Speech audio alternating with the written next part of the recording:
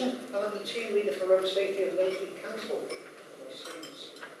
I'd like to talk to you this afternoon about an issue that we had in terms of young children, many of them exposed to the road environment at a very tender age, and the way that we've tried to deal with both raising their skills and communicating with the parents.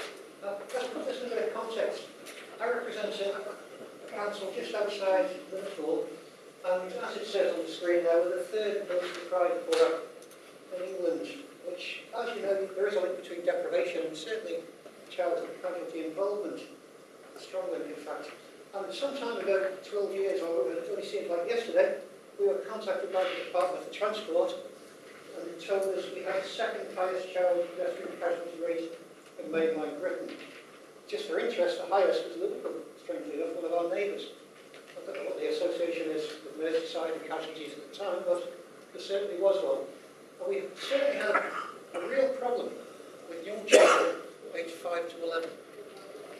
And these children were getting, an awful lot of them were just literally getting killed and injured on the roadside, either playing out or travelling to and from their destinations. So we sat down as a team and we thought, what are we going to do about this? Because when you have the Department for Transport friend in your ear, you know that you've got a problem when they ring you up from the Marshall House. So we went back and we looked at 20 years of child pedestrian casualty data. Now, I have a bit of an advantage in this, although I've been in road safety now for 20 years, and I'm largely education-based these days. I started my life as an accident analyst in an engineering department. I did 3 or 4 years there before somebody tapped me on the shoulder and asked me if I was interested in this line of way.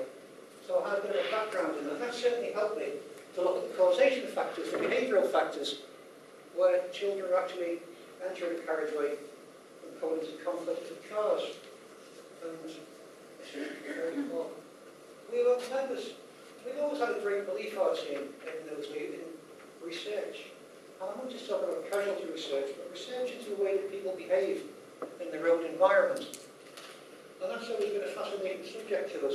And we were members of the Transport Research Laboratory over some years before this, without realising the extent of the problem. We knew we had a casualty problem, but when somebody tells you it's that far up scale, it's very difficult to put into context. In those days, there were comparative sort of tables and graphs sent to you that we have today, which is routine.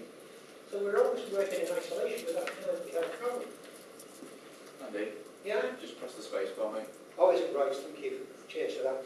And of course, these days, the DFT research, it's all over the place. There's a tremendous amount of research on the DFT website and beyond, and universities engaged right across the country in terms of understanding how people interact with the road environment at all sorts of different ages. And that's fascinating stuff. And it's absolutely vital. You've got to know the animal that you're dealing with. You've got to know the behaviours that you're trying to, to remedy in some way. And we found this very, very interesting. We did an awful lot of work in looking into the psychological determinants and the behavioural determinants of road use amongst that young age of children. And there's something called the Cochrane Review, which actually validates all research. We tended to look into that element of it as well. Once again, I advise anybody who's interested in looking into behavioural factors to look into the vast body of research that's available, not just in this country, but children in Canada or children in Australia and New Zealand very much behave in the same way we do. And there are many remedies or partial remedies that can be applied to the problems that we have in this country. And what we found absolutely vital, we didn't just sit in our ivory towers and go through statistics and reports. We actually went out into the communities and we spoke to the parents, and we spoke to the children, and we spoke to the lollipop ladies, and we spoke to the teachers, and we spoke to just about anybody who didn't actually speak to us to find out what was happening here. Why were these very young children being injured on the roads? I'll come to that in a moment. The behavioural factors, there were 4 primary issues that we had to deal with here. The classic, if you ever look at a police casualty report, you'll see it starts with 3 words. Child ran out. And this is primary age. As you get older, it's a little bit different than that, although it's still commonplace. And they run out behind all sorts of things, and they run out for all sorts of reasons. But it always starts out with this impulsivity issue amongst children. A high percentage were masked, and that's just a term to say that they ran out from behind something which obscured the view of the traffic for the children, and indeed obscured the view of the children from the driver.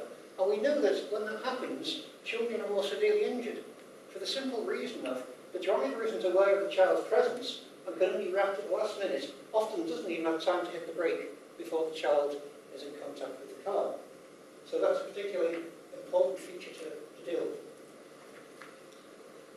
And peculiar enough, historically we've taught children to look left and right and look this way or that way, whatever the case. We know that children have great difficulty in determining left or right, as you'll know yourself when you deal with children.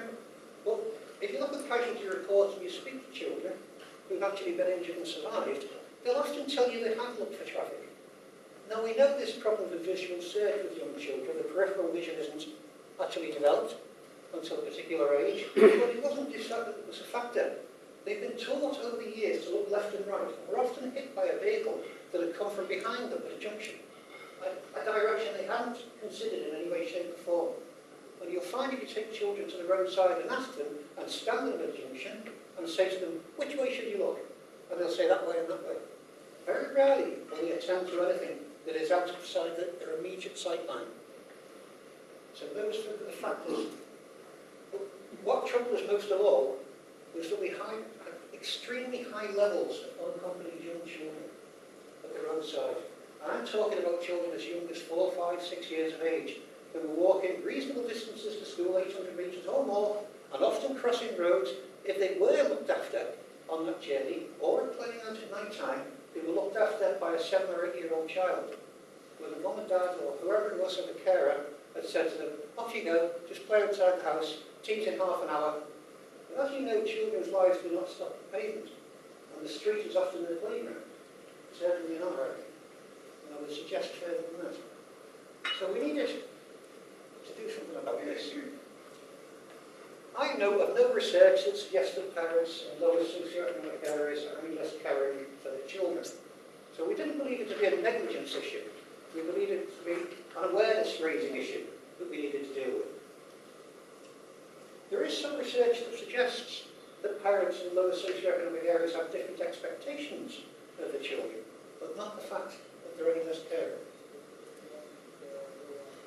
We have no effective means of communicating with parents. We know ourselves, if you've ever tried to write letters or send information home to parents and schools, if it ever gets home in the first place, it's there with the school trip, it's there with everything, all the piece of information, and it's lost in translation in all sorts of ways.